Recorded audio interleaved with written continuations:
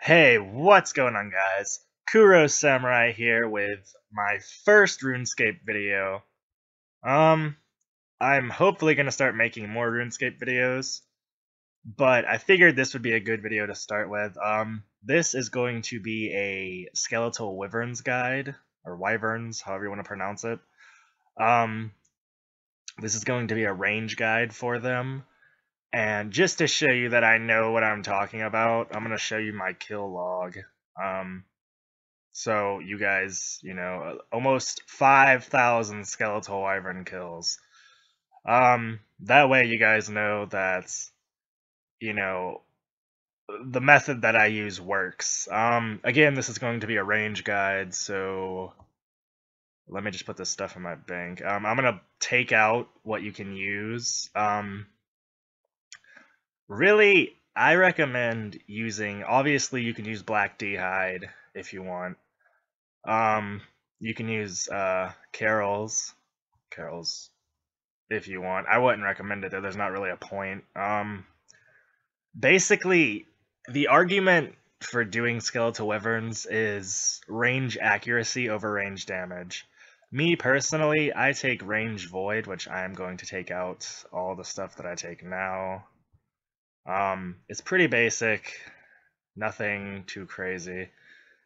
I'd bring a lot of broad bolts, but I use these over a long period of time. Basically, I bought 100k broad bolts, and I'm down to 66k after, I don't know, after a good while. It's not a fast process.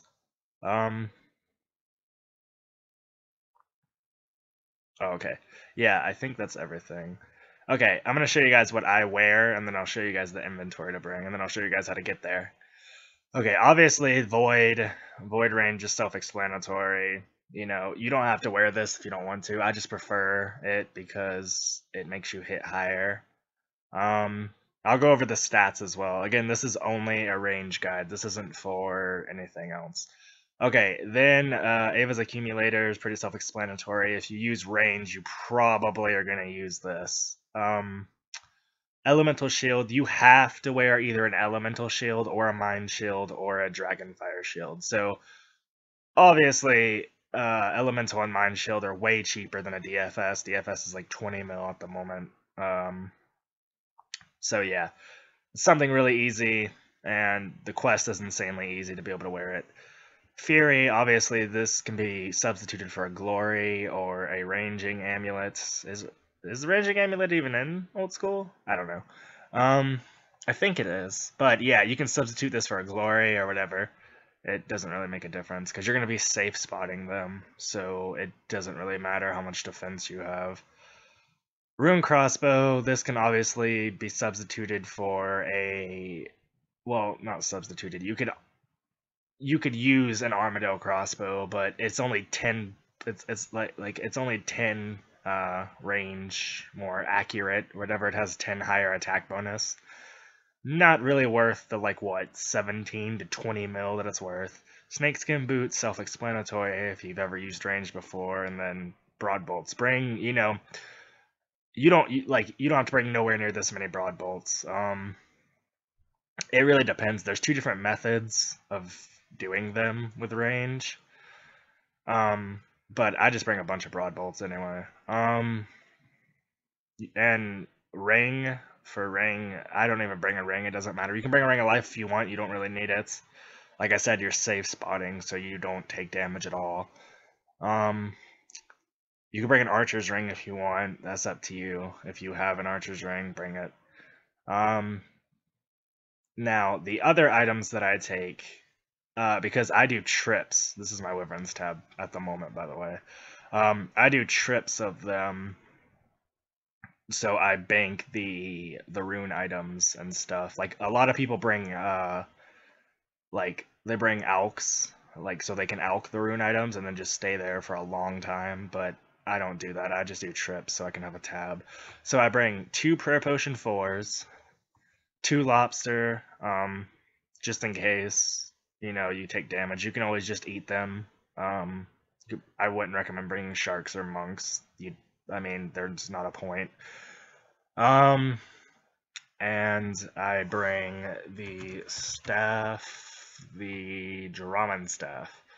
That's to get there. Okay, so since I have everything, like I said, you can use Black D'hide. Black D'hide works perfectly fine. If you have Void, I recommend using it just because it hits higher. Oh yeah, okay, the stats. The only thing that matters, obviously, HP, but HP doesn't even matter. Prayer, a little bit, your range level. That's all that matters. I'm at I'm 203k from 91 range at the moment, but I started doing these at 70 range. Obviously, it's not going to be as fast as at higher range levels, but you can do them at 70 range if you want. It's up to you. That's when I started doing them, and yeah, I don't regret starting them at 70 range. Prayer, you need at least 40. Yeah, you need at least 40 to use Protect from Range, because that's what you pray. Oh, there's some lag right there. And then HP doesn't even matter. But yeah, I mean, you can. Obviously, the required is 72 Slayer, because you can't kill them unless you have 72 Slayer. I started these as soon as I got 72 Slayer, basically. I'm gonna show you guys how to get there. Okay, basically, you can do this from any fairy ring. This is just the one that I use because it's close to that bank. This is just like my run.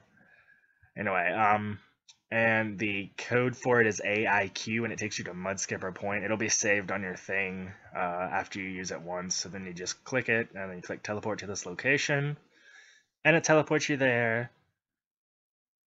And then you run over here. Right now, it's kind of difficult to find a world that's not being used because everyone is doing them. Like, everyone's doing wyverns. Which is a bit of a pain in the ass.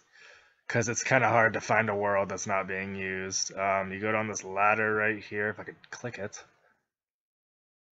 There we go. Okay. Run over here. Down this, hallway. Down this hallway. You can turn your auto-retaliate off. I recommend having it on once you get in there and actually start fighting them. But there are ice warriors over here that'll attack you. So yeah, I always just have my auto-retaliate off. That's my cat running through the house. If I do start making more videos, which I probably will, there's somebody else right there. Then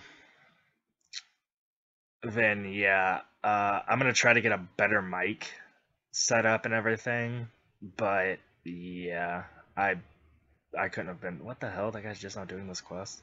As you can see, somebody's here, so my recording thing's in my way.